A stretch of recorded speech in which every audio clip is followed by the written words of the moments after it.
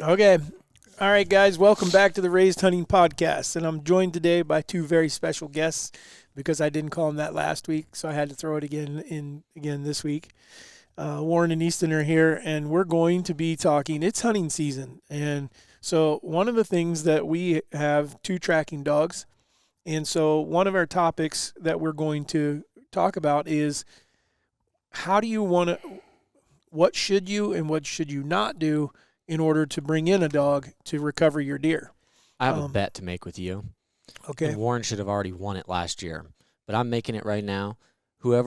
If either one of us kills a bigger deer than you this year, you can never call us a special guest on the podcast ever again. Okay. And if both of us kill, just because it's dumb, we're not special. I just do it because it irritates me so bad, Okay. Anyways, yes, do's and don'ts for tracking with dogs, or if you need it, or if you don't need it. Well, we can do, and I think this will allow us to also to talk a little bit about tracking in general. So anyhow, with that being said, we'll save a little time for Warren's wacky fact because I do think that he actually has one prior to I don't think he even looked yet. He's doing reviews. Oh. And I have so many people that love those. So you guys are welcome for so introducing many that people part. that love They do. Everybody let them know because I have all kinds of people that love the wacky. You guys are swelling his head. Please stop. Do not. I'm just providing some enjoyment to the audience. That are messaging me, giving me points to roast Warren with. I kid you not, specific emails they have sent. Hey, don't tell Warren, but you could definitely roast him on this because it's funny. That means you need that much help. No, I don't. Nobody backs me because they're like, Warren's good. Which I think, did we get those sent out today or not yet? Taylor's is out in the mail. Giveaway winners for people that send in reviews. We got your stuff sent out. Apologize for a little bit of delay. It's been busy, but thank you guys. G-Pape, here's somebody who's on your side. I don't know what. He's crazy. He says, Garrett is giving me crap. It says, listening to me try and pronounce words or make up his own is priceless.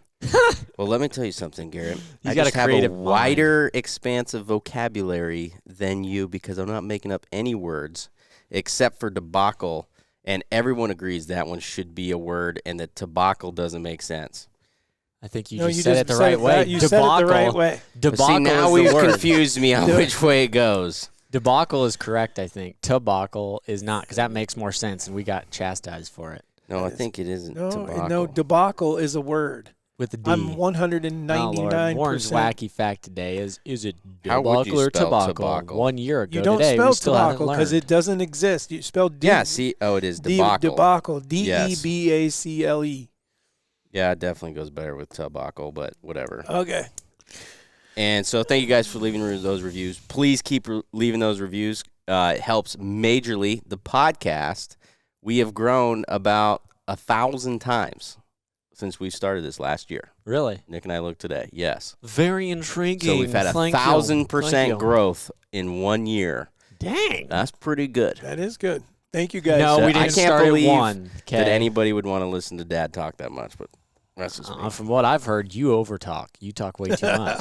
I'm the only one getting love in the reviews. Oh, no. My email would say differently. Yeah, this email that no one else gets to see. Actually, I think that the words suspicious. were, Warren sounds like he's trying to fill up an essay when he's in high school by just talking about random crap. If you knew me in high school, you knew I didn't care to even do that. Oh, whatever. I You were a just said, good I'll writer just in take high the school. D. I was a good writer. That's why I wasn't going to make fluff when it didn't freaking matter. Here we go. All right. So where do we want to start? How do we want to tackle the do's and don'ts? Because we've seen some things that have been handled very, very well, and we've seen some things that have been handled horribly. And I think your number one is you need to be able to address what your shot is, whether you know it or not. You might have a great idea, you might have a bad idea. No matter what, address the fact of, okay, if there's question, if you think that there's going to be a pretty good chance that you're not going to find it or you're going to struggle extremely difficult, whatever you're going to have to do that you're either going to be bringing buddies in to a grid search, you're like, oh, I might have to call a dog. Don't go trampling over stuff. So number one is identifying whether or not, I know you can't see into the future, but if there is a chance that you're going to have to call a dog to come track it or have a bunch of extra help, identify that before you go trampling through So, stuff. so let's talk about that. How do they identify that? Because I think the first one is if you make a shot that you know is bad, you got to admit to yourself that you just made a bad shot. And on top of that, if you are going to be calling some help in, you need to be able to admit that to yourself and admit it to them too. Because I guarantee you, and this is coming from experience, I would much rather have somebody call me and say, hey, I shot this deer. I hit him way back in the middle of the guts, and I think I'm going to need help tracking it. As opposed to, hey, I shot this deer, and I think I might have hit him a little back, but it should be lung still. Knowing full well that you shot him further back than that, or that you're embarrassed or you don't want to admit it, I could care less what the shot is. The reason you're calling me is because you need the help. So just be straight up about it. And yes, sometimes you just don't know. Heat of the moment, it's tough to remember. It's tough to see what happened. Those ones aren't usually the issue. Like, usually people that know that they hit them bad, they know they hit them bad, and that's not the ones where you have a problem. Because, like, yeah, hey, I know that this was a gut shot or partially liver or whatever else. It's typically the ones where I double lunged him. But I found my arrow, and there's no blood on it, and I watched the deer run for 980 yards. Those are the ones I'm talking about, though, that I know that some of them do know. They just don't want to admit to themselves that they didn't hit it well. So what would be categorized as when's a time where you're like, okay, you can celebrate? Meaning that you shot an animal, and you don't need to be worrying about tracking or anything like that. When is Watching that it time? go down. You need to watch it fall. Yep. Or the moment that you walk up on it and it's laying there dead. Yes. Yep. That's the only time that, because and so we were with a buddy the other night. People know Shane, and we were extremely confident because we could look at a video. Shane shot a buck. But even I was struggling with, nice job, dude, congrats, because I knew there's always that just something factor. I don't know what you want to call it, but something can creep in there. I've seen shots. I've seen you, and I've seen me. I've seen you. I've seen other people make a great shot, and then it turns into where the heck did a debacle.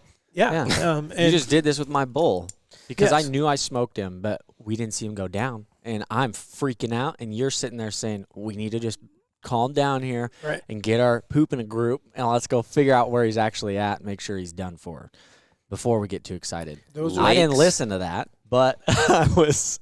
Lake's bull would be a great example. Is the perfect example of this. So Lake, we went out hunting, and Lake, we called in a bull for Lake, and this isn't to call Lake out or anything because he hit a limb or something, but he shoots this bull, and 6 of us, 6 different people all watched him shoot this bull and all thought the arrow was in the exact same spot.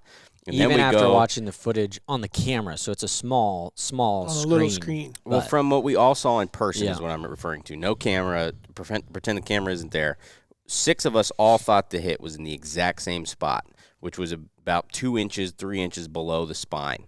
And then we got back and looked at the video on a computer, and we realized that the arrow was like an inch down from the top of his back. And it just clipped hair. Yeah. Yes. Yeah, I mean, and so my point with that is we had 6 guys, 6 experienced guys too, all watch that happen, and we were all wrong. So if you're the only person in the stand or in the situation or whatever, and you're in the heat of the moment, if you get down there and you don't find your arrow, or you find your arrow and it's not like what you thought it was, and the deer doesn't act right, and all those other things, you just take into consideration that you just had your adrenaline through the roof, and that it may not be exactly what you think it is. Mm-hmm. And that's the other thing I think that, and this isn't to call anybody out, but we've had a podcast follower who's the man reach out to us, and East and I both gave him the same answer. He's like, hey, my buddy double lunged this deer, and we went over here and we're looking for it, or he said at first he thought he hit both lungs, and it turned to one lung, and we couldn't find him. And the fact is, obviously, well, it definitely wasn't double lung, right? Or he'd be laying right there. So then we got to step back, and what is this hit? And should I be going yet and doing anything before I really know what? Now I don't have a clue what the hit is. Yeah. And we both answered him not knowing that we were answering.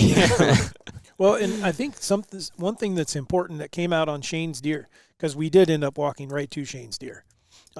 However, he covered 200, I think it was 190 yards. Shane went back the next day and on-X'd it his whole route. to the deer, and it covered like 190 yards.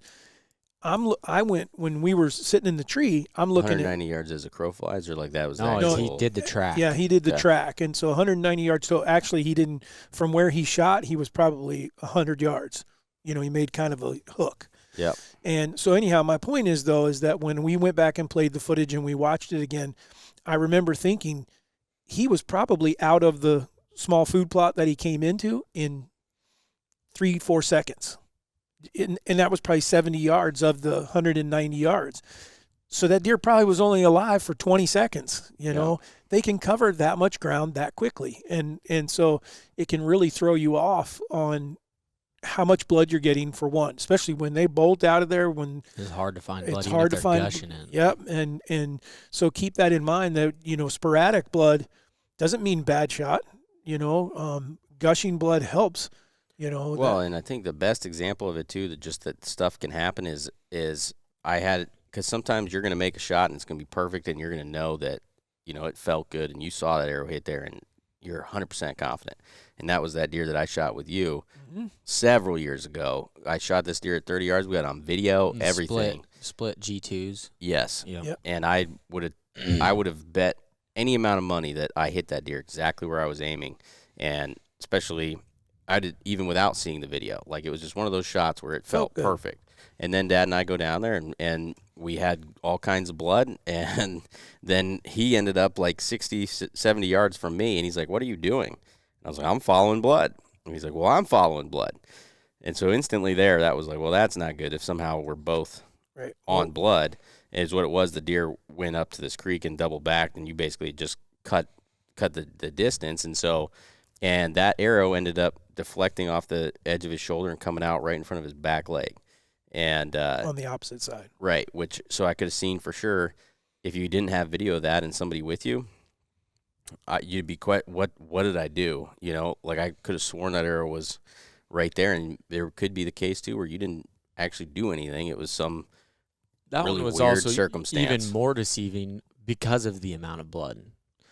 Because even though it deflected, it was kind of disgusting how much blood. I mean, it was Okay. all over. But let's talk about the dog thing, because I really specifically, if you have access to a dog, or you think that you are going to bring in a dog, if you shoot a deer, regardless whether it's big, it could be a doe, it could be a giant buck, doesn't matter. One of the things that you don't want to do, in my opinion, number one is don't stick your house dog on the track. Oh my gosh. I don't know how many people want to see if their dog can do it first. Do not do that. That will throw a dog. That can seriously deteriorate what a dog is capable of doing by doing that. The other one is there's a time to call 20 buddies, and I'm sarcastically saying call a bunch of friends. That's when you're grid searching looking for a deer you can't find. When it comes to a blood trail, you don't want but one or two people. The least amount of people. Extra scent possible. Absolutely. And so because I think let's err on the side that if we take the hardest one in this situation is someone who truly believes they made a good shot. If you make a bad shot, as Warren pointed out a minute ago, and you know it's a bad shot, then treat it like no need to even do anything. Don't touch the arrow. If the arrow's sticking in the ground, don't do anything. Back out and give it time. Yep. But if you have that shot that you think is good, okay, you truly believe that you got a good shot and everything, then you're going to track your deer. Yep. And that's okay.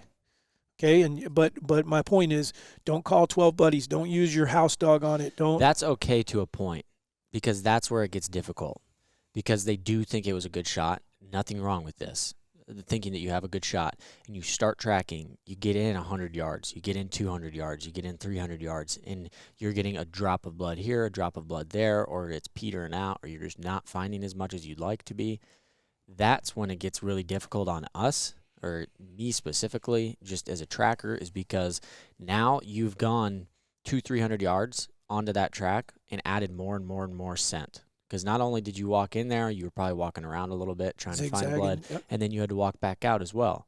And so that right there, in my head, the whole thing of when in doubt, back out, that's a great rule of thumb. If you're doubting where that shot is, or if you're like, okay, I could have sworn that I had double lung this, and you're 150, 200 yards in, and you're not seeing what you should be seeing, and you're questioning that, get out. And So get what out. are indicators of that, though? I was going to say, what is it that they should be seeing that would indicate, and two things I'm looking for, hopefully, and you can double lung a deer and not get what I'm about to say, and that is 2 holes. Mm-hmm. I'd like to have blood on either side of the trail. Not a lot of blood, as in like a drop here and there. Now, I will preface that, like, if they go, like we said earlier, if they go running off right away, and for the first 50 to 100 yards or something, it's just small drops of blood, there's a good chance it's because it was running so fast. But at the same time, if you start to get to the point where it's staying to that point, or you're getting a drop of blood every 15, 20 yards, or it's further than that, or you're really struggling to find any blood in the first place, that's a big, big red flag. What about the color? The other one I was going to say is if you're also getting to the point where you're not seeing a really bright color, you're not seeing even like a pinkish color, you're not seeing any air bubbles in it, any of these things that indicate what a lung shot would be, then you're getting to a certain distance on that track where you're questioning now multiple things. You're questioning the amount of blood, you're questioning the color of blood, you're questioning where the shot may have actually been at this point.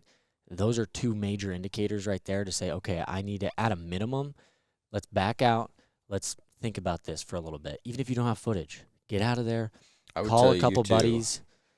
Even if you don't have a pass-through is important, but even if you don't have a pass-through, don't use that as an excuse to say, I'm not getting that much, or I'm not getting that much blood because there's an arrow still in him. Yep. I have shot, and actually that could be more true with a fixed blade. I was just with a gonna mechanical, if you shoot a deer and you hit him where you're supposed to, and you don't get a pass-through, I promise you, there will be plenty of blood for you to follow. There's no way that with how big the cutting diameter is on a mechanical broadhead that the shaft of the arrow is going to plug that hole. No. Now, that's where the issue comes with the fixed blades. Or not necessarily the issue is that if you don't get a pass-through, those blades are so sharp and so small that, one, the area can be filled majority up by the arrow's shaft, and not let alone how sharp those blades are. They slice through that. It's not creating a huge hole. Well, I wish, though, that we because I wish that we could give someone, experience is the only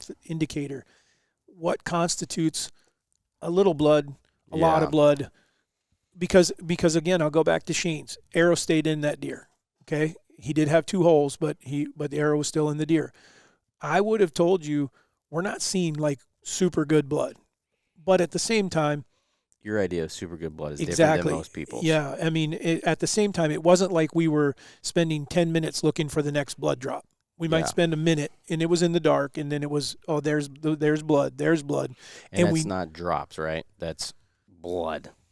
No, it wasn't like. It wasn't just one single drop though that you guys were. No. There, when you would find some, you could tell. In my opinion, as we were going through it, I could tell the deer was still running with an arrow in him. So I'm not expecting to find blood every 3 feet. I'm expecting to find blood every 8 or 10 feet. Every time the deer lunges, I get a little more. And then the other thing that I saw a couple times was blood. How do I say this? Horizontal to the or perpendicular to the. Means it's got momentum. It's kind of squirting out, and so that was, I was like, okay, I think, and I knew what we had seen. I'd looked at it, but my point is, I kept hoping to find the arrow, because I was like, when we do find the arrow, this thing's going to gush. And later on ended up finding the deer before we found the arrow. Shane went back the next day. The arrow was laying within 15, 20 feet or 30 feet of where the deer was laying dead. Once that arrow came out, then the hole just blew up. I would say, for a rule of thumb, it's kind of hard to describe just by talking about the amounts of blood. If you can walk and just at a regular pace, and you're sitting there saying, there's blood, there's blood, there's blood, there's blood, whether it's just some drops together or like a big area or just consistent blood, it's pretty good blood, considering the fact you're not having to look for it. Except for me. Well, he's color deficient, and disregard his comments. So if you're able to walk and you're picking up blood, that's a good amount of blood most of the time. Yep. I mean, there's some one-offs here and there. if you're having to stop and you're looking and you're maybe making 10 to 15 feet increments, but it's taking you a while. And then when you do find a little chunk, and it's either a drop the size of like the end of a pen, or it's just small drops here and there, that is a little amount of blood. So in between that would be like, okay, there's sections here where I can find it pretty easily. Then it slows down and I'm having to look again, but then I can find bigger puddles or there's all kinds of things. You could talk for hours and hours and hours about different things, but I would judge it off of the fact of the color of the blood and the amount of the blood. As far as like what I said, if I'm walking quick and I'm picking blood up, I've got a good amount of blood because I'm not having to look for it. If I'm having to look hard, I probably don't have very much blood, because it's also going to look like it's a heck of a lot more when it splatters and stuff than what it really is in the long run. So I think the question that someone's going to ask is, how do you know if there's a dead deer at the end of the trail? When you're looking at the blood trail, and I'm going to tell you that you don't know. You don't know until you get there, because I've seen very little blood lead to, or no blood. I've seen our dogs take us to a deer that we would not have found following blood. Okay, I've found some deer. So I think you should talk about that real quick. When your dog is tracking a deer, are they following blood? No, they're following the deer. Okay, so what is it that they're tracking then? the interdigital The gland. interdigital gland. Okay, and then we have a theory, I guess, maybe this has been proven. I don't know what it is, but so far, Dan and every other dog, Christo, are like 100% on knowing if a deer is alive or not by how they take to that track. And we believe that's because there's something that gets put off in that interdigital There's a pheromone that gets released that I've researched that one extensively. But I will say, I do believe that any dog that is tracked knows that. Now, how a dog reacts to that is totally different. Because you watch Dan. Dan is an experienced dog. He's gone through 6, 7, 8 seasons of tracking. Dan will walk up to a track, and it's his favorite freaking thing in the world. And he will get about 10 to 20 yards, if that, and not give a crap. Yeah.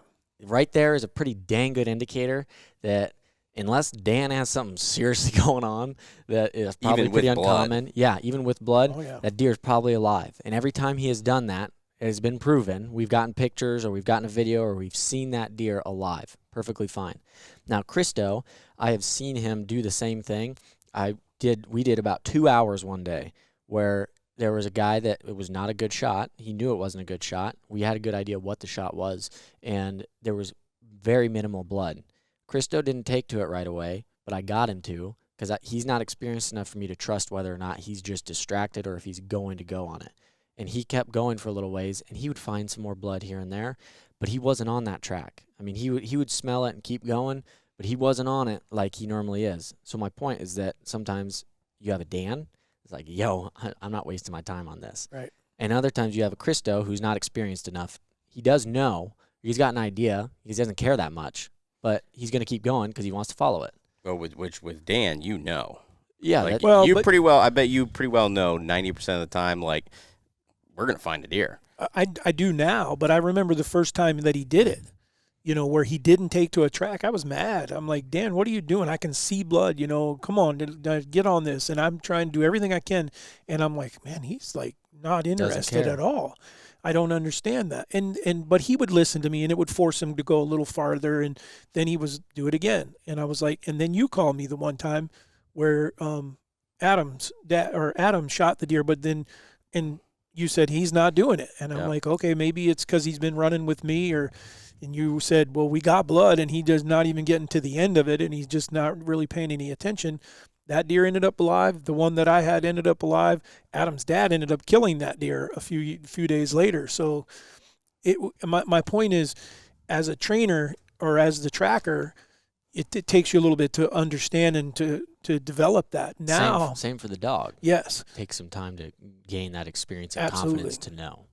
So, but trust your dog. I mean, Unless it's your house pet. Or your bulldog. Yeah. So, oh my gosh, are you referring to mine? Can't bulldogs like hardly even smell out of their nose? nose? That dog is lucky he's alive. Kid you not. Oh, that's right. Yeah, Christo, watch out, Bubba. You're gonna pull that sign down. anyways, yeah, that one was the guy put the super nice guy. Can't be too mad at him because we did end up finding the deer. It was a 72-hour-old track, longest track I've ever done. Deer was still alive, no blood. Christo found it, but he had previously put a freaking bulldog on it. And looking back on it now, he tells me how long he had his bulldog doing it for was like 3-4 hours.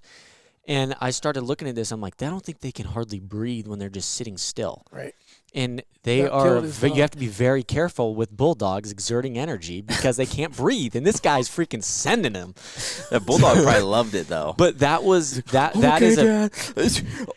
I'm gonna find it. I bet you that dog didn't even know what he was smelling. But that is a prime example of how much more difficult that track was. Yes. Because Christo took to the correct track the first time. First off, 72 hours is an excessively long time for you not to be getting on a track. Number two, he went on it first and was on the right track, and then he started meandering and everything. I'm like, what is he doing? And the guy ends up telling me while we're doing that, oh, my dog went that way too. I'm like, you put a dog on this? And he goes, yeah, I had my bulldog out here. I'm like, oh, boy. So then I had an idea, though, at least, that he was going randomly, and when I got him back on it, it took us probably 3-4 hours, and we found the deer alive. The guy got another shot at him, and we got him. But So I think a question that I'd have, two questions. One, I think this would probably be something just a lot of people would ask. When you see these dogs, when you watch somebody else tracking with their dog, they're tracking deer for you or whatever the case may be, and you see them doing these little loops, that's a good thing because what they're doing is they're getting downwind of the it's even of better the if you're trail seeing and a they're working half moon. Right, that's what I'm saying. These Mm-hmm. little half circles downwind of the trail. They're not getting off the trail. They're Getting where they can they're get to the working wind. it. Yeah. Yes. And so then the next thing I would say is, so let's just say, so what would be the if I have no idea about dogs or anything, what would be the benefit of having any blood to start the dog on? If you don't need blood and that you're telling me that he's not actually tracking the blood, what benefit is there of blood? You know the that first what place? you're picking up to give them for a smell Is is this- from that deer. Yeah. Because that's another issue is it's going to jack them up. If you pull, say, for a lot of times, I'll pick up the biggest chunk of blood I can find on a leaf or something. That's what Christo smells. If I don't have blood and we know where he shot from, and I just pick up something or maybe use his arrow or something that's not real Not a guarantee of what deer it was, Right. you're going to end up putting them on it. You could very well put them on a completely different deer that is For sure. that is probably just a perfectly fine deer that you're chasing nothing, or they're not going to take to anything. or a rabbit or a squirrel. Exactly. So there's all kinds of different things. When they smell that, if they've been trained correctly, when they smell that first initial smell, that's what they're looking for. That's You know, where they're like, an arrow at the site, is huge because you can not touch it or touch one end, let the dog, here we go. This is the deer we're looking for. And there's no doubt.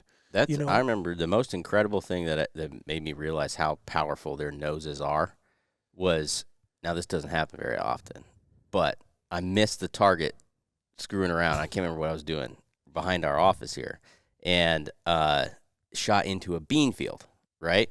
And I was like, there is no way. It wasn't like I missed like a little bit. Like I accidentally shot like when I was at full draw or something. So like this thing launched out in this bean field. And I was like, there's no way I'm going to find that. And so then just screwing around, I told Dan, I was like, come here, Dan. And I gave him like one of my arrows, like had him sit, do everything he's supposed to when he's supposed to track a deer. And I had him smell it. And I told him, his command, go find it. yeah, That's so that because Dan will freak out. Yeah, when he he'll hears lose his that. that's so runs out in that bean field.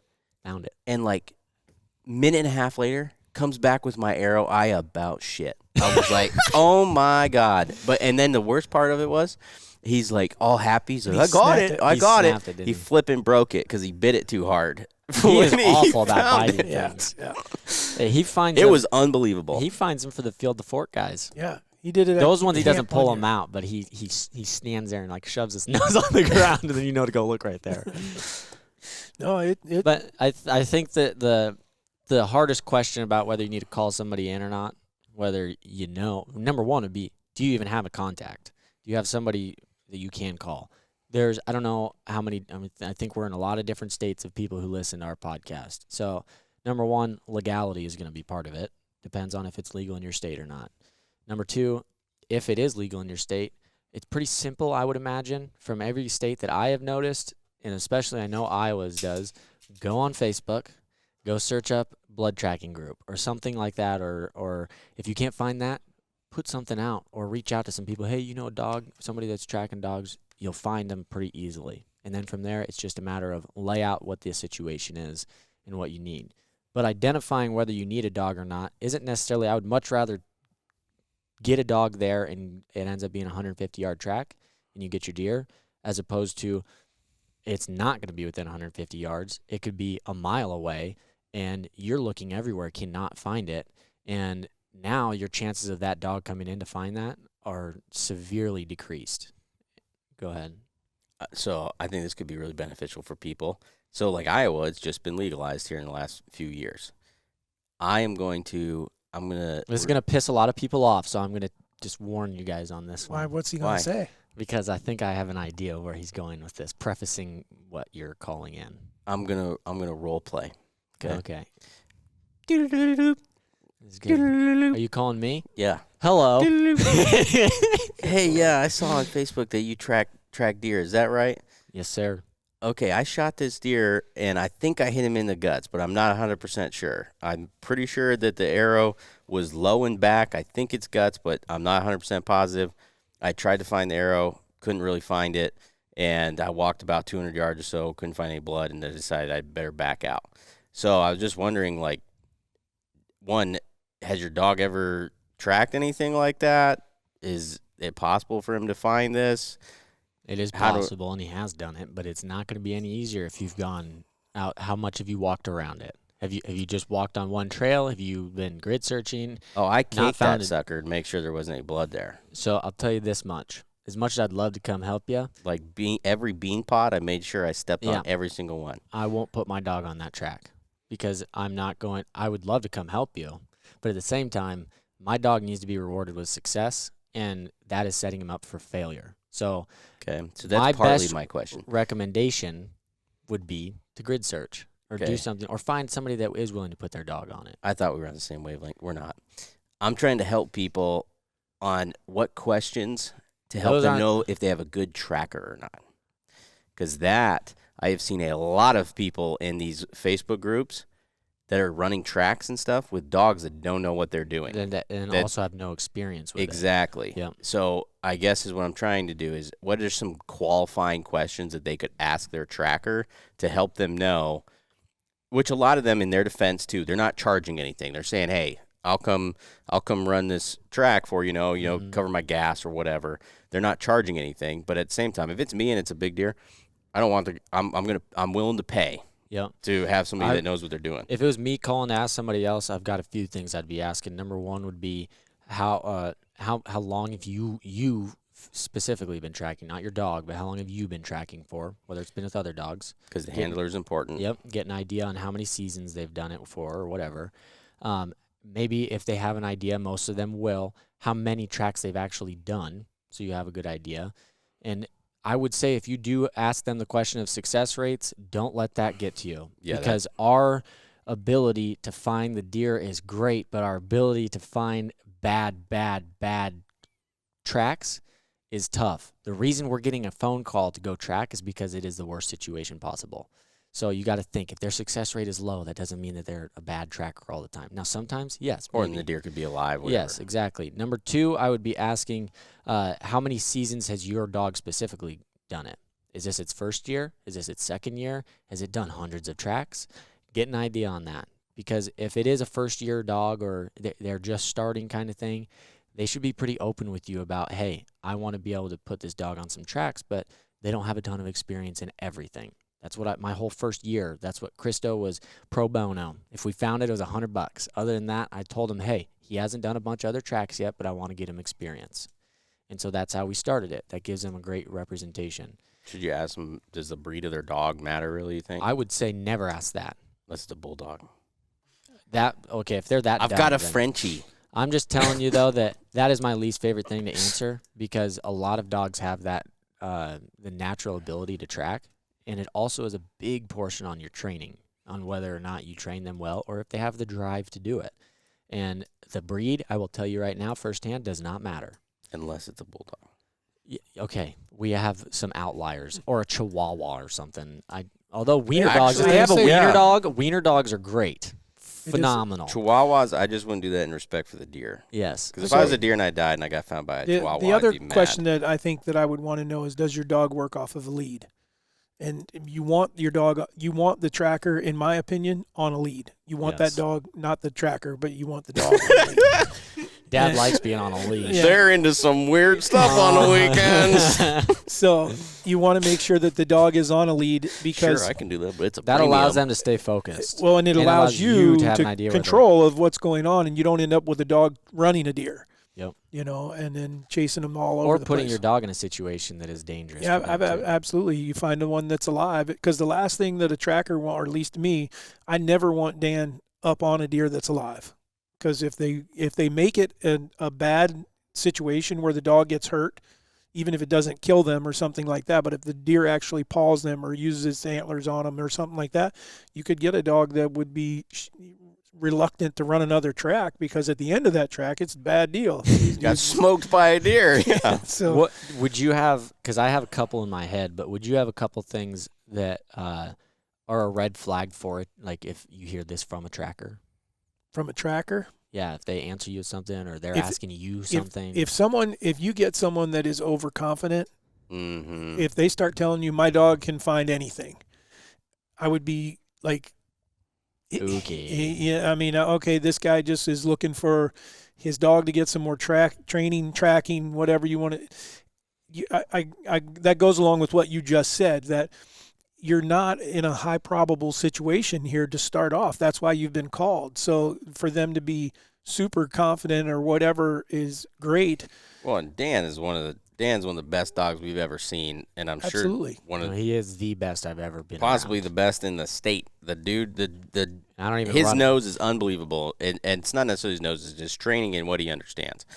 But even myself, I can tell you right now, I'm not always super confident with running him. I'd say I'm like 75% confident when I run Dan on what he's trying to tell me. Like, yes, this deer's alive or it's not.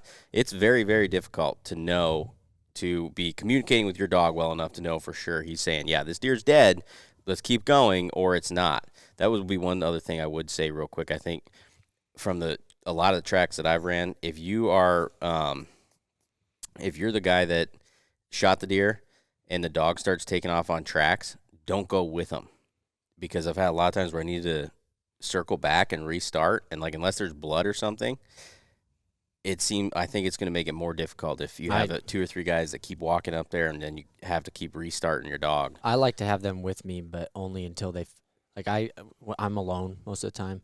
And if I had my preference, I'd have 2 people. I'd have one person tracking and another person that's behind on the track of what the dog was looking at, looking for blood. Yeah, but they're not And just, so- is what I'm saying, they're not just walking Yeah, I with you know. and I was just going to say bumming that through. I tell them to follow me until they don't find blood. If they stop finding blood, just hang tight. We'll either wrap around or you'll know. So, but that is Because what happens is the dogs get going quick enough that sometimes as the tracker, you're watching the dog, you're watching where you're going, you're looking at terrain, you're looking for the deer, especially at night, and you'll miss a drop of blood. Mm-hmm. And so if you can it's have hard, another yeah. person that is coming behind you or you see a drop of blood, but the dog is going on, you can say blood here and have them mark that spot, just like you would do when you're just 2 people. You know, that my favorite way to track is 2 people. Is one person stays on the blood if it's difficult, and the other one starts making the horseshoes or loops, trying to find more blood. If I have the ability to, I don't even like to look for blood as the tracker, solely for the fact of if I have the ability, like when me and you go do tracks, I really enjoy it because we're both on the same page. We know how we want to operate it. And I don't want to look for blood because I don't want to second guess. Right. I want to trust the dog and try to read the dog's body language, how he's pulling, how he's not, whatever he's doing. Was that a bark? Kind of a half As bark. opposed to looking at blood or, I'm not seeing blood. And then you're sitting there questioning all sorts of things. But That's why you should blindfold yourself when you're training. they definitely So wouldn't you do can that. really understand your dog. Be I one would with say your one of dog. the big red flags, and one of the major ones is I will ask it, but in a way that is not like trying to get the answer that some of them are getting, because I've been asked the question myself, is what type of broadhead were you shooting? And the reason I say that is because some of them are so opinionated on one or the other, mechanical or fixed blade, that they don't give a crap. Like if you shot it, the tracker, if you shot a mechanical or something like that, well, they might come do it for a paycheck, but they're not really going to put much into it because they don't believe in it, or vice versa. I've seen both and I've heard both. Now I will ask the question of what kind of broadhead are you shooting, and then I'll follow that up with, okay, the reason I'm asking that is because sometimes I don't expect as good of a blood trail from a fixed blade versus a mechanical, but I'm just trying to get an idea of whether it's a tool that wasn't allowing for more blood or if it was a shot. So if they're not kind of being understanding about what you're using, whether they agree with it or not, that's a red flag, 100%. Yeah, because most I know a lot of those trackers, most of them are old school and they're against mechanicals. Yep. But statistically, mechanicals have a higher recovery rate than fixed blades, and that's not opinion. That's not anything about my feelers. That's just facts. Where'd you get those facts? Well, from a study that they did on a like a military base where they were shooting. They took all these people that like what Dad used to hunt, where your brother did that stupid stuff or whatever. Shooting the missile. Yes. We talked about that on here. Where your brother shot the missile. Yes. They took it like that and they interviewed all the hunters and their recovery rates and and like they had like scientists with them and they did this whole entire study with mechanicals and fixed blades. And the mechanicals was a 14% higher recovery rate. That's interesting. Well, but at the same time, when you're there's more people shooting mechanicals.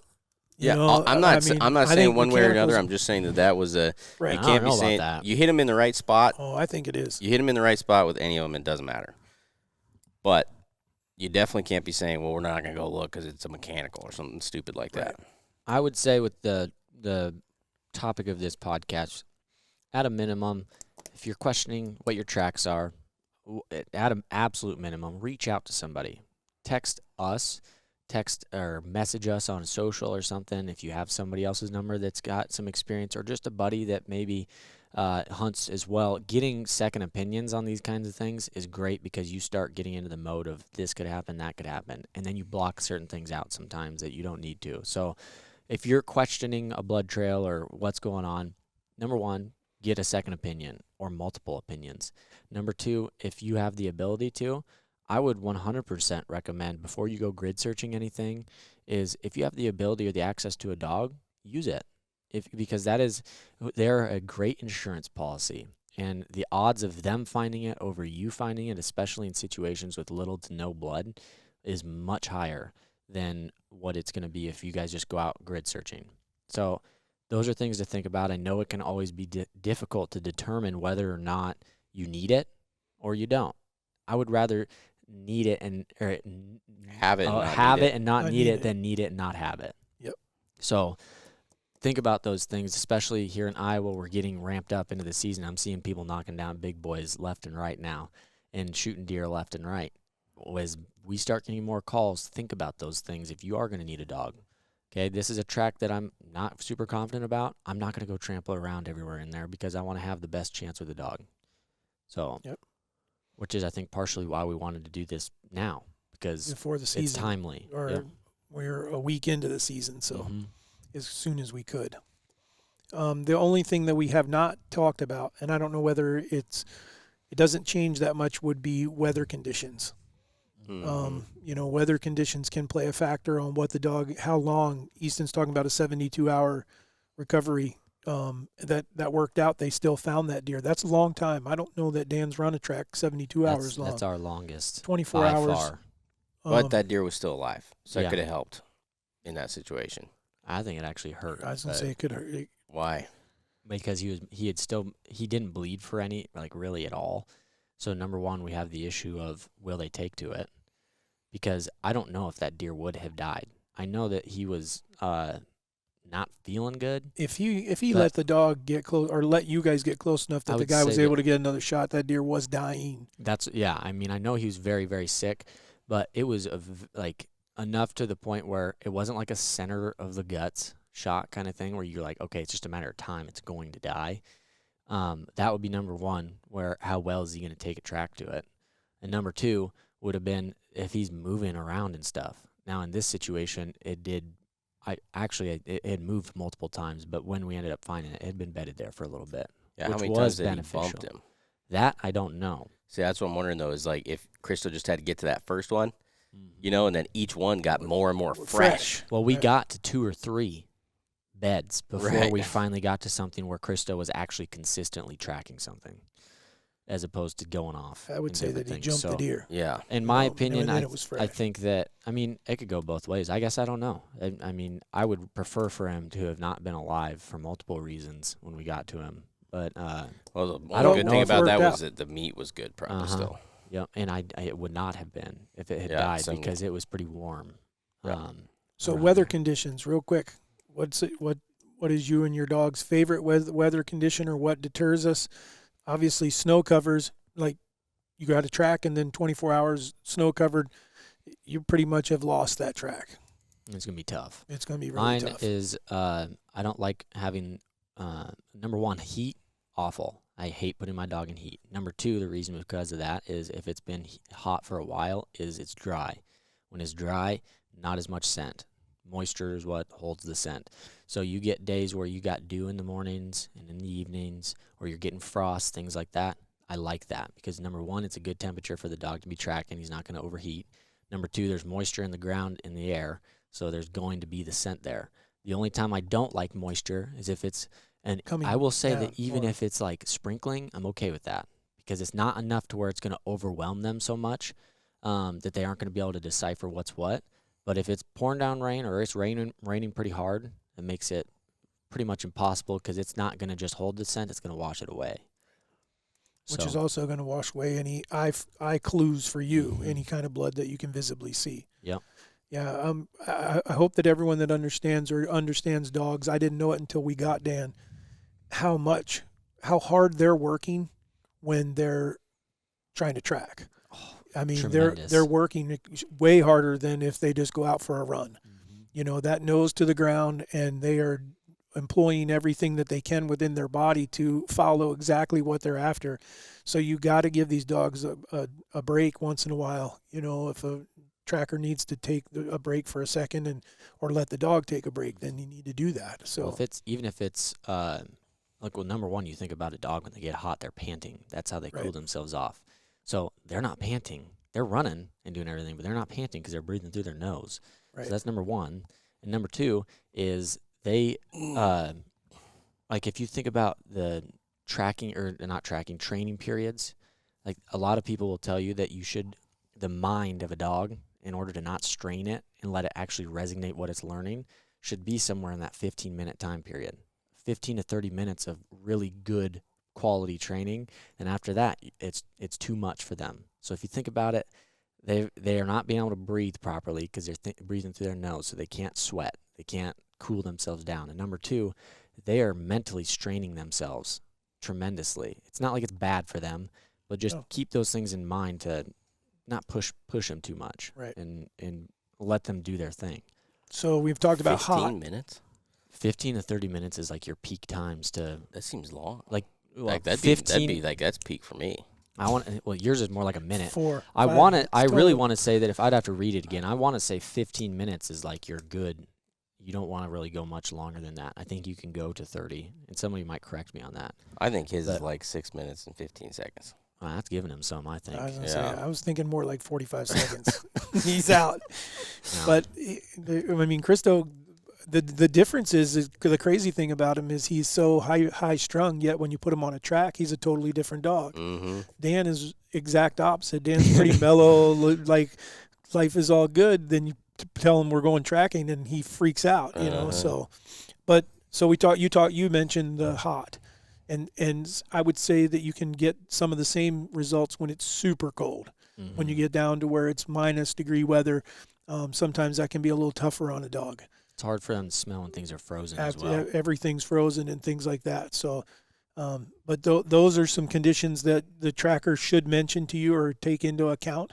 We all wish we had the perfect 45-degree day, dew on the ground, you just shot the deer. Now we have a nice semi-wet track that we can follow, and hopefully we'll get right to it. Yep. All right. Where'd he go? We're talking about you, dude. We're ready for some Wacky facts. Oh, Lordy. It is physically impossible for pigs to look up into the sky. I really started thinking about that, and I was like, you know what? I don't think I've ever seen Hillary Clinton or Nancy Pelosi look up into the sky. So that is... You've been thinking on that one for a while. That one is confirmed. Yeah, okay, I'll agree with that. I think our entire audience would agree with Yeah, that. I think they would too.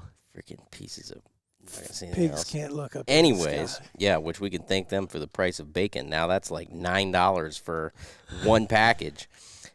Like fingerprints, everyone's tongue print is different. So when I make a lot of money, I'm going to get a biometric safe. Then That's you have my to tongue. lick it. Yes. That's kind of funny. Oh, can you imagine like a James Bond movie and then you like go up to the safe and then you got that's got to be way more secure cuz now you got to try to and you can't just steal his fingerprint, you got to steal his tongue print. It's nasty. You see what I'm saying? Like in James Bond movies? Okay, what's the third Then one? cut your tongue out. And this one just pisses me off. Almonds are a member of the peach family. What? Yeah. How is that? There's no way. I think that's BS. Some American definitely said that. That's like our... That's the scientist that got lazy. And he's like, we don't know what to do with this one. We're just going to say It's a freaking nut. It looks It's like like a cashew. No, there's a difference between a nut and a legume because nuts grow in trees, legumes grow in the ground. What an almond is? What's a an legume? almond plant. A legume, like a peanut. Peanut doesn't come from a tree. A legume is a bean. How do Like you know that? Soybeans are legumes. I don't know. I guess I paid attention for more than 45 seconds in school. And that's a legit word, legume? Yeah, Yes, that's look it what up. beans are, dude. They're in the They're legume flipping family. beans. No, that's the... And then they're in their pods. They're in their little pod beans. Okay. There's our wacky facts for the day. Yeah. Beans and their pod beans. What would you say it was? Legume. Legumes. Legumes. Legumes. U-M-E-S? Legumes. Oh, it's Legume. Yeah. Definitely Refers to said. any plant from the Fabaceae family that would include its leaves, stems, and pods. See, why can't we just All stick right, with so pods? it is 3:40 here, and it is October 11th, and we're trying to get this done. So while he tries to figure out this new fancy word that he's going to switch with another letter by next week and not understand what it is, we're going to go ahead and wrap this podcast up because I'm going to go get in a tree stand and try to shoot a deer. So while Warren is doing his dictionary lesson, sign us off, Paul. We're You outta know they here. have a pulse? Thank you, guys. We sure appreciate you. Thanks for joining the Raised Hunting family, crew, whatever you want to call it. We're out.